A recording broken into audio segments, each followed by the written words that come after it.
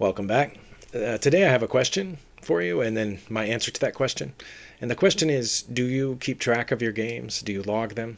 And if so, how do you keep track of them? What method do you use and for what reason are you doing it? I guess the reason that I'm asking is because I'm sometimes wondering if I'm wasting time doing it the way I'm doing, or if maybe I'm doing it the best way. I don't know. If you play online, and if you're like me, most of your games are online, then your games are already logged right there. Like, this is the game archive page on Lichess, my game archive page. It lists quite a bit of information just right here on this page about the game. The ending position of the game, how many moves it went, what the opening was, and so forth. Obviously, you can click on this and open the game and replay the whole thing if you want, along with the computer evaluation, etc. Chess.com has a similar page that lists all your games. And I guess I could be satisfied with just those games being there. But one of the first reasons I began logging my games was because I was curious. I was trying a bunch of different openings, and I was curious as to which one was actually doing better. Not just my impression. I think I do pretty good with the Sicilian, but real statistics. Am I actually doing better with the Sicilian than I am with other openings? And what I came up with, I made a screenshot of this old text document where I was keeping track of various openings as white. There's the E4 openings and the D4 openings. Not included in this screenshot was a few times I tried C4 and B3 and G3. But and I tried to list my record. There's a record both on chess.com and Lichess, and then a combined, and then a combination of all the E4 openings and a combination of all the D4 openings. Definitely I was doing better with D4, so I began to stick with it.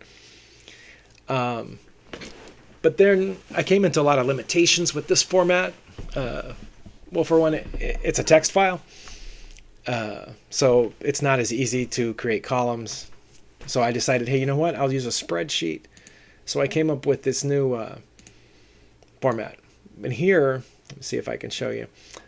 I was listing every game.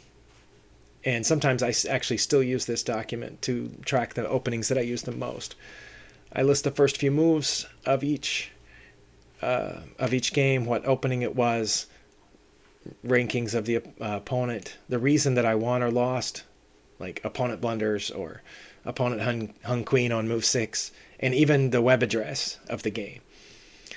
But that was, and still is sometimes, taking a lot of time and really not helping me that much.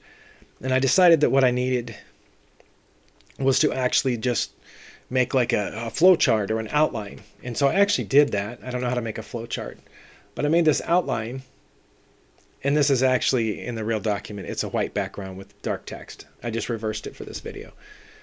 But this is when I play the London. So I open with D4, and if the opponent opens with D5, do I respond with bishop to F4? Or if you go down a little bit, I respond, it's not even included here. This is a long document, but I try to include each branch the way the opening goes. Because for every move I make, the opponent has, a dozen choices. They usually pick the same 2 or 3. And that's why some of these, some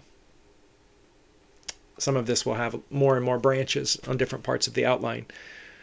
And I think this one is actually helping me the most. I'm actually going through this with the engine sometimes. You can see maybe that I've included the evaluation in a few spots. I'm noticing whether on this branch I lose more often or on this branch I win more often, and try to push the game into those branches. Also try to see if the computer had a better move than I did in mind, and if so, I'll sometimes include that in the outline.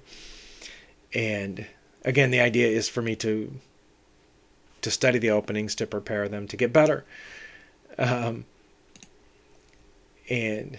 I don't know, what do you use? Are you logging at all? Or are you just playing for fun?